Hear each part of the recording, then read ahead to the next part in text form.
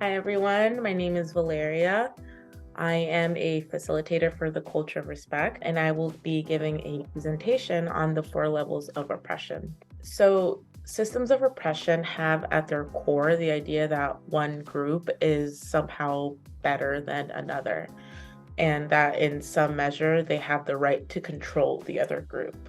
So, the first level that you see on your screen is the personal level, it's that innermost level. So this level works on an individual personal level as internalized oppression. So something that we feel on our internal mental levels. So these are feelings of subordination, it's feelings of entitlement that can dictate thoughts, feelings, your values, your behaviors.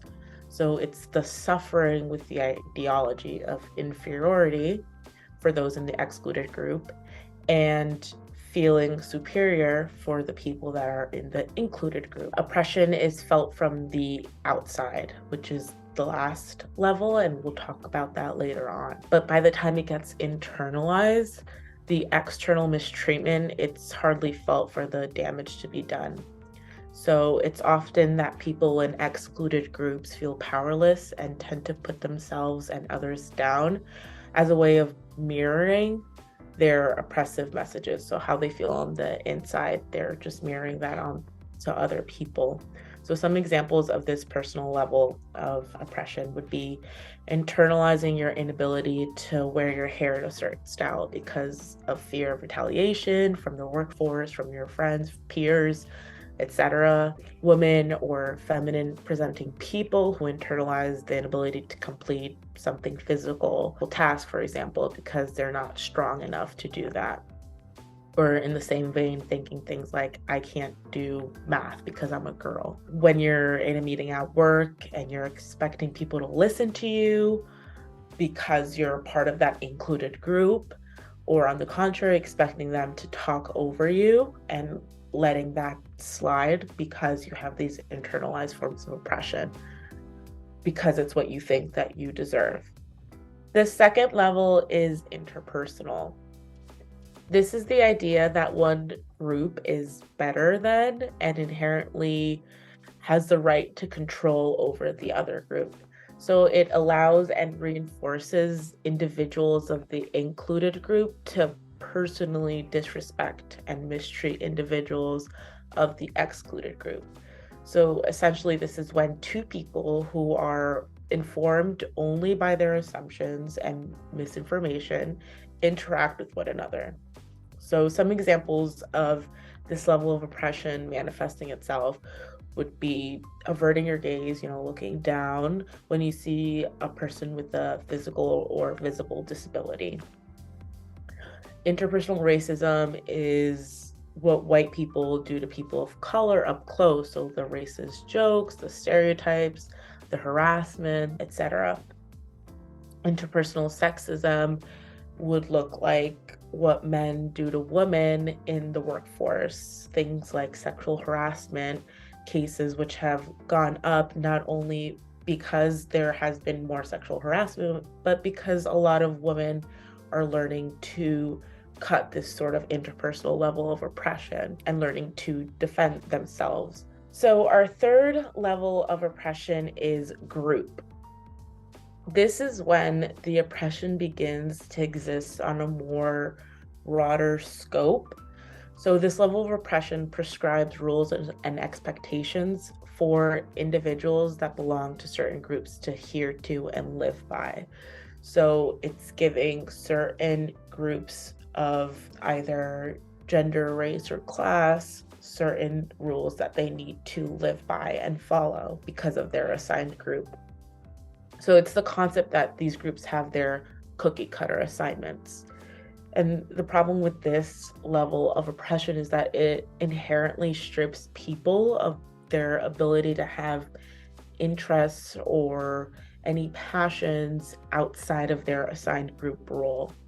So the members who share identities maintain their group's culture and traditions. Some examples of this level of oppression could be male peers making jokes about a boy dancing ballet because it doesn't adhere to their notions of masculinity. It's the soft bigotry of low expectations. So this can even occur at a subconscious level. One question that we ask on the culture of respect in one of our first classes is, who here has judged someone based on their physical appearance? And that's usually something that every participant raises their hand, facilitator and participant, because it's something that we have all done in our human experience thus far. This would be an example of this group level of oppression. For example, for me, in high school, I went through this very indie rock folksy phase, and a lot of my Latinx peers were kind of off put by it because it doesn't really adhere to my own group rule, which doesn't mean that I don't listen to Bad Bunny and Daddy Yankee, like Bad Bunny till I die. But I have a very wide variety of music taste, and it's cool because I have found other POCs who also go to the same shows and listen to the same music that I do. So another example of kind of trying to break away from this level of oppression. And so now we have our last level of oppression, the intergroup and institutional level of oppression. So in this level, this is the most broad level. It exists on a macro level.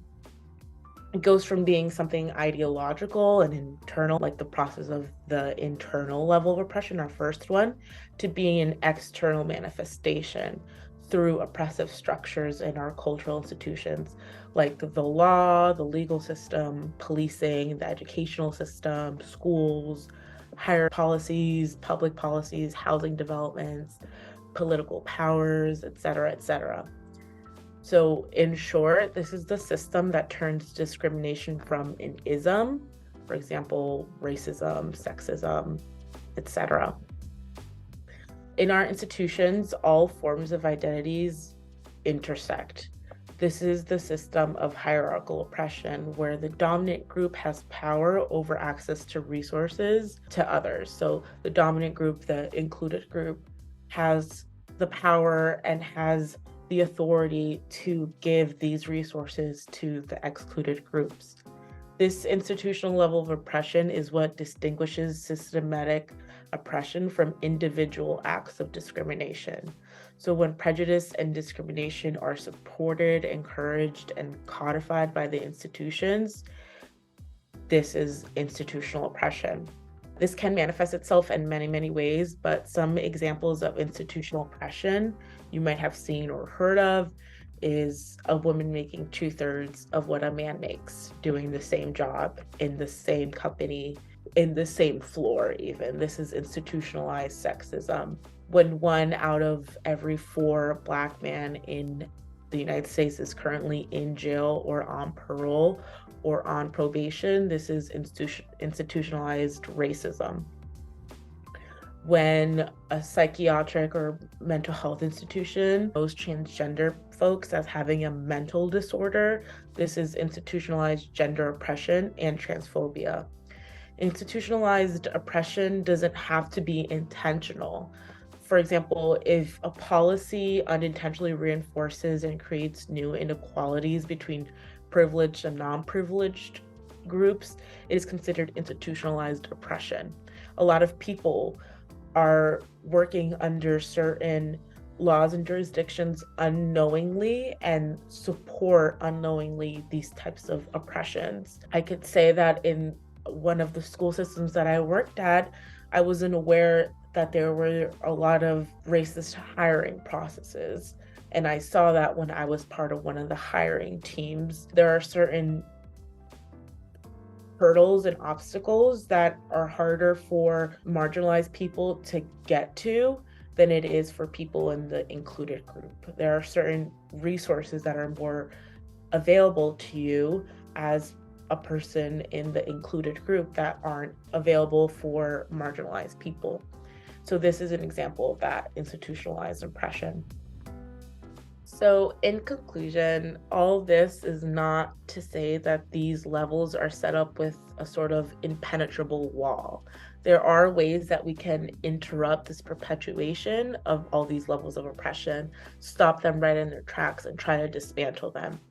And I have been including certain examples of very brave people trying to dismantle these levels of oppression. It should be noted that these four levels intersect and they coexist with one another, and they can't exist separately. So by challenging and attempting to dismantle any one of them will have sort of a domino effect on the other three. So there is a bright side. It's common to be well-intentioned, but not know what to do with those good intentions. So personally, I believe in starting off at the personal level, looking inward, that first level of oppression, reflecting on your own personal life. If you've seen these things, think about what you can do that will have a big impact, or start relearning new ways to internalize your own thoughts and feelings about your personal experience and unlearn these sort of internalized isms that you have learned throughout your life. I think is an important step to take. So in order to eliminate the larger group, the institutional level of oppression, each oppressed group has to undo the internalized beliefs and attitudes and behaviors that stem from oppression, so that there exists a sense of unity, and that sense of unity can develop among people of a shared group. It's crucial to support our leaders, feel proud of our history and contributions, and truly believe in our potential. In this way, it can begin to organize itself into an effective power for social change. And that is one thing that we try to really encourage and celebrate in the culture of respect, and one thing that I hope you all get to experience. Thank you.